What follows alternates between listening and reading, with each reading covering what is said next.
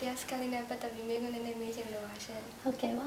ဘယ်လိုရွေးချက်မျိုးနဲ့ဒီတရားစခန်းဝင်ခဲ့ရပါလဲရှင်ရွေးချက်နဲ့ပတ်သက်ပြီးပြောရမယ်ဆိုလို့ရှိရင်တော့ဒီတရားစခန်းကိုအတိအကျလာရွေးချက်ကတော့အမ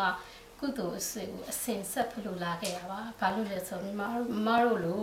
မြမပြည့်ပြပမှာရောက်နေတဲ့လူတွေဟာဆိုလို့ရှိရင်ဒီတရားစခန်းတွေဝင်မှုဆိုအင်မတန်ရခဲ့တဲ့အခွင့်ထူပါဒီအခွင့်ထူလက်လွတ်မခံချင်တာအထီးကပါဒါအပြင်ဒီလိုအခွင့်ထူဆိုတဲ့နေရာမှာဒီတရားစခန်းတွေဖြစ်မြောက်ဖို့အတွက်အဖက်ကအကြောင်းတရားတွေပြည့်စုံရပါတယ်အကြောင်းတရားဆိုတဲ့နေရာမှာတရားပြသပေးမယ်ကျေးဇူးရှင်ဆရာတော်ဘုရားကြီးရှိရပါတယ်ဒီအပြင်တရားအထုတ်ခြင်းနဲ့ယောဂီဆိုတာရှိရပါတယ်ဒီယောဂီတွေဆရာတော်တွေရှိမပြည့်စုံပါဘူးအကြောင်းနေရာထိုင်ခင်းအတွက်လိုအပ်တာတွေအစအစပံ့ပိုးတဲ့ဒီကုသိုလ်ရှင်တွေဒီတရားအထုတ်တဲ့ယောဂီတွေဒီလိုနေထိုင်ရအစအကုန်လုံးအစအစာရေးတောင်းရေးအစဉ်တရားပံ့ပိုးပေးတဲ့ဝေယဝဆလုပ်ပေးတဲ့ဒီကုသိုလ်ရှင်တွေဒါတွေအစ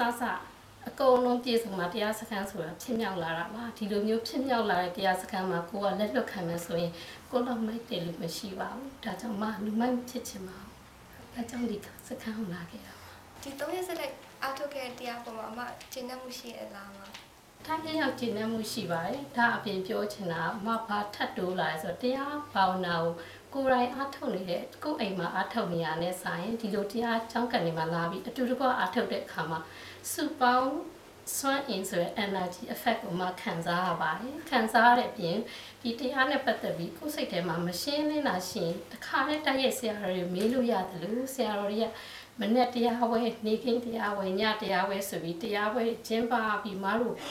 လမ်းမနေရအောင်ပြပေးတဲ့အတွက်ကြောင့်မှအင်ပတန်ကြိုးထူပါတယ်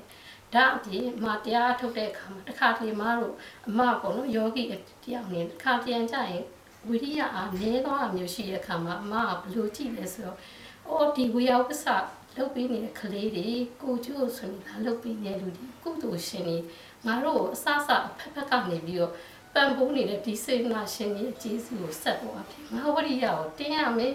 ညှိရမယ်ဆိုရည်ရွယ်ချက်နဲ့အားထုတ်တဲ့အခါမှာအိမ်မှာထပ်ပို့ပြီးအကျိုးရှိပါတယ်ကျေးဇူးတင်ပါတယ်ဟုတ်ကဲ့အမနောက်ထပ်ဒီလိုတရားစခန်းတွေလုပ်ဖြစ်ရင်အမဘယ်လိုရွေးချက်တွေရှိပါလဲရှင်